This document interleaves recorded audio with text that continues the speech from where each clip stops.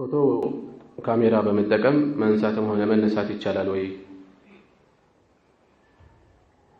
እሺ ጥላ ያለው ነው የተከለከለው የሚሉ ስላሉ ነው። ጥላ ያለው የሚለው ልክ አይደለም። ረሱል ሰለላሁ ዐለይሂ ወሰለም ጥላ ያለው ሲባል የሚዳሰስ የሚጨበጥ የሆነ እንጂ ልክ እንደ ሐውልት አይነት ነገር እንደ አሻንጉሊት አይነት ነገር እንጂ የተከለከለው ቲምሳል እንጂ ምስል በራሱ ቅብ ነገር ወይም ንድፍ ነገር አይደለም የሚሉ ሰዎች አሉ በተጨባጭ። ይሄ በእርግጠኝነት ልክ አይደለም። መልእክተኛው ሰለላሁ ዐለይሂ ወሰለም መጋረጃ ላይ ያለን ምስል አይተው እኮ ነው አይሻ ላይ ፊታቸውን ይቀያየሩት። ምን አጠፋሁ ላስተካከል ብላ የጠየቀቻቸው። መጋረጃው ላይ ሐውልት አይደለም የተተከለው። ካዕባ ውስጥ ሲገቡ እንደዚሁ ግድግዳዎቹ ላይ ተሳሉ ስዕሎች ነበሩ። እንዲታጠቡ ነው ያደረጓቸው፣ ታጥበው እንዲወገዱ እና ምንም ጥያቄ የለውም። ስዕሉ ራሱ የተከለከለ ነው። ስዕሉ ራሱ አብዱላህ ብን አባስ ዘንድ አንድ ሰው መጥቶ እኔ ሙያዬ ስዕል እየሰሩ መሸጥ ነውና እንዴት ነው ብሎ ሲጠይቃቸው እንዳትሰራ ብለው ከለከሉት። ሰውየው ቅር ሲለው ሲሰኝ ሲያዩት መስራትህ ካልቀረ ዛፍ ስራ ነው ያሉት እና ሩህ የሌለው ነገር ብለው ነው ከዛ የተናገሩት። እና መረጃዎቹ አያስኬዱም። እንደዚህ ጥላ ያለው ነገር ላይ ብቻ ገድቦ ለማለት የሚያስኬድ አይደለም። አንዳንዶች በሚገርም ሁኔታ የሼኹል አልባኒ አዳቡ ዚፋፍ ኪታብ ብናይ አስደናቂ ነገሮች ይጠቅሳሉ። በዚህ ዘመን ከታዩ አስደናቂ ነገሮች ውስጥ አንዱ ምን ይላሉ? ምስል ሰርቶ ከፈን ከአርት አንጻር ጎደሎ እንዳይሆን መጀመሪያ ከአላህ ከሸሪዓ አንጻር እንዳትጠየቅ በህይወት ቢኖር እንዳይኖር አድርገህ በሰው ጭንቅላቱን ይላል አለ። ምስል ቀጥታ ጥላ ያለው ነገር ሰርቶ ማለት ነው፣ ቅርጽ ሰርቶ ሸርዕያን እንዳትጠየቅ በህይወት ቢኖር በህይወት እንዳይቆይ በሚያደርገው መልኩ ጭንቅላቱን ብሰው፣ ከአርት አንጻር ደግሞ ጎደሎ እንዳይሆንብህ በጥጥ ነገር በሆነ ነገር ሸፍነው። እንዲህ እያሉ የተፈላሰፉ ሰዎች አሉ። የቀደሙት ዛሂርያዎች እንኳን በዚህ መልኩ አልተፈላሰፉም ይላሉ። የቀደሙት ዛሂርያዎች ለምሳሌ ምን ይላሉ? አንድ ሰው ረሱል ሰለላሁ ዐለይሂ ወሰለም የቆመ ውሃ ላይ ሽንቱን እንዳይሸና ብለው ተናግረዋል። የማይፈስ የማይንቀሳቀስ ውሃ ላይ። ስለዚህ የማይንቀሳቀስ እንጂ የተከለከለው እዛ ላይ እንዳይሸና እንጂ የተከለከለው እቃ ላይ ሽንቱ አምጥቶ ቢደፋው ችግር የለውም አሉ ዛሂርያ የሚባሉት። እንዳይሸና ነው የተባለው። አምጥቶ ቢደፋ አልሸናም ይሄ ሰውዬ። የሐዲሱ መልእክት ግልጽ ነው። ተንቀሳቃሽ ስላልሆነ ውሃው ይበከላል፣ ሌሎችንም ያስጸይፋል። ዒላው በተጨባጭ የሚታይ ነው ሰበቡ ምክንያቱ ከመሆኑም ጋር ቃሉን ብቻ ጥሬውን ይዘው በዚህ መልኩ የተናገሩ ሰዎች አሉ። ይህንን በሌላ መልክ በዚህ ዘመን እየተጠቀሙ ያሉ ሰዎች አሉ። ስለዚህ በዚህ መልኩ ውሽልሽል የሆኑ ሰበቦችን መጠቀስ የሚያዛልቅ አይደለም። ነገር ግን ይሄኛው ራሱ በካሜራ የሚሳለው ራሱ የሚፈቀድባቸውን ቦታዎች መለየት አለብን። ከልካዮቹ ራሱ የፈቀዱባቸው ቦታዎች ለምሳሌ ለማስተማር የሕክምና ቦታ ላይ ነው። ለምሳሌ ተማሪዎች እየተማሩ ነው። ውስጣዊ የአካል ክፍሎችን ለመለየት ሊያስቀምጡ ይችላሉ። እንግዳ የሆኑ እንስሳቶችን ለማስተማር ሊሆን ይችላል። ልጆችን ለማስተማር ሊሆን ይችላል። የአካል ክፍሎች እንዲለዩ አስገዳጅ ለሆኑ ጉዳዮች መታወቂያ፣ መንጃ ፈቃድ፣ ፓስፖርት የመሳሰሉ ነገሮች የመሳሰሉ ሌሎችም ወንጀለኛን ለማዳን እንዲህ የሚባል ወንጀለኛ እንደዚህ የፈጸመ ሰው አለ ያያችሁ መረጃ ስጡ ሊባል ይችላል። የጠፋ ሰው ኖሮ ልጅ ጠፍቶብናል፣ ቤተሰብ ጠፍቶብናል፣ ባካችሁ በዚህ ደውላችሁ አሳውቁ ሊባል ይችላል። ከልካዮቹም የሚፈቅዱበት ነው። ክርክር ውስጥ የሚገባ አይደለም ይሄ። ከዚህ አልፎ ለዳዕዋ መጠቀም በተመለከተ የፈቀዱ ብዙ አሉ፣ የከለከሉ ብዙ አሉ። የከለከሉ አሉ። ለምሳሌ እነ ሼኹል አልባኒ ቀርበው እንዲያስተምሩ ሲጠይቋቸው አልባኒ ይህን ይመስላል ብለው ምስሌን ለመመልከት ካልሆነ በስተቀር ድምፄን እየሰሙት ነው።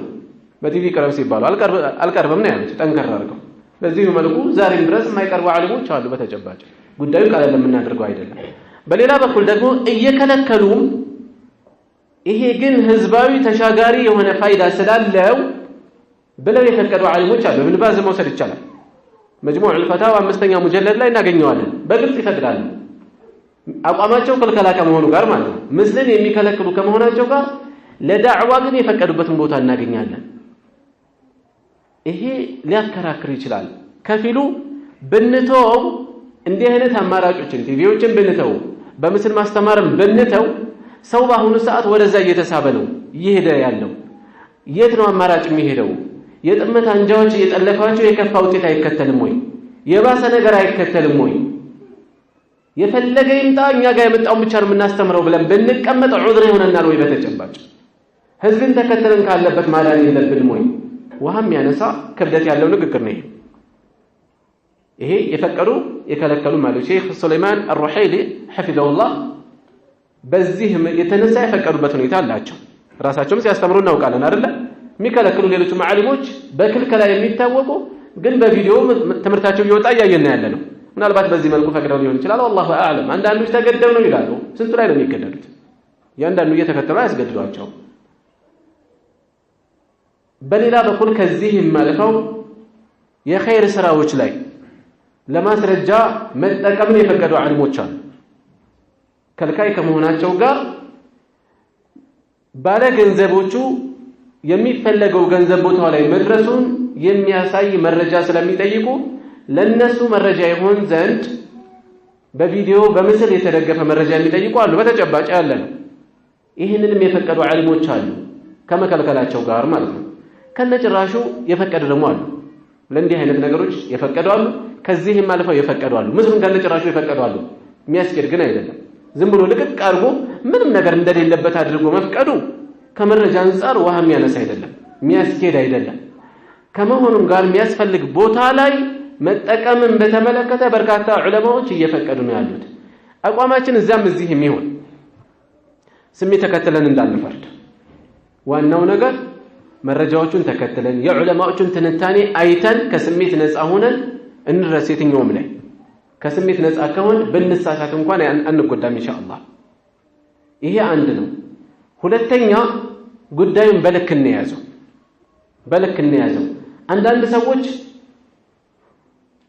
ትላንት ዛሬ ፎቶ ከሚፈቅዱት ብዙዎቹ እየከለከሉ ነው ታሪካቸው ያለው ወደ ኋላ። መፍቀድ ከጀመሩ በአመታቸው በሁለት አመታቸው ሌሎች ሲከለከሉ ሊሳለቁ ይነሳሉ። ተመልከቷቸው።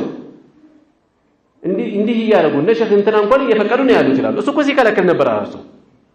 ይሄ ዲናዊ መስአላ ለብሽሽቅ መቅረብ የለበትም። መሰለው በልክ እንዲይዝ እንጂ ማሳሰብ ያለብን ይሄን መነሻ አድርገን የመበሻሸቂያ ርዕስ ማድረግ ተገቢ አይደለም። በተጨባጭ እኮ የሚከለክሉ ዓሊሞች አሉ ዛሬ። ይሄ አንድ ነው። በሌላ ጫፍ ደግሞ ይህን መስአላ ሰዎችን ከሱና ለማስወጣት ወይም ኢትሃም ለማድረግ በየቦታው ለማጠልሸት መቀስቀስም መዋልን የለብንም። እየመረጥን ልናደርግ እስኪ እንትና ልታደርግ ነው ቢባል አይናገርም። ይሄው ነከሌ የሚፈቅዱ ትልልቅ ዓሊሞች አሉ ራስን የምታከብራቸው፣ እነሱን ኢትሃም ታደርጋለህ? የለም፣ እንዳልሰማህ ያልፋል። በሰፈሩ የሚያስተምሩ ሰዎች ላይ ግን ዘመቻ መክፈት ይፈልጋል። በተለይ ደግሞ እውነት ለመናገር አብዛኞቻችን የትኛችን የማን ስልክ ነው የጸዳው በዚህ ሰዓት? ጋለሪያችን እንዳለ በምስል የሞላ አይደል? ለዘመቻ እንዴት እናውለዋለን? ሰዎች ጉዳዩ አሳሳቢነቱ ካመኑበት በልክ ሆነው ማስተማር። አላህን ፍሩ፣ መረጃዎቹ ከባድ ናቸው፣ በዚያ በኩል የሚቀርቡት ማማኛዎች አሳማኝ አይደሉም። እስከ ጥግ በሚችለው መንገድ ሚዛኑን ጠብቆ ያስጠንቅቅ፣ ያስተምር። ከዚያ አልፈን መንሃጅ ለመወነጃጀል ልናቀርበው አይገባም። በልክ መሆን አለብን ማለት ነው። والله اعلم።